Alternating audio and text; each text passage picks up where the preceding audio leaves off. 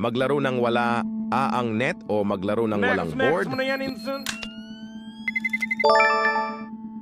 LeBron James o Steph Curry? Maglaro ng nakapaa o maglaro ng nakatsinelas? 100% bacteria-free yan. Gago! Magreklamo sa referee o sikuhin ang kalaaaban ng patago? Barinig kita sa mukha eh. Layup o hook shot? Mag-training ng dribble para gumaling sa handling o manudang kadrama para gumaling mag-acting?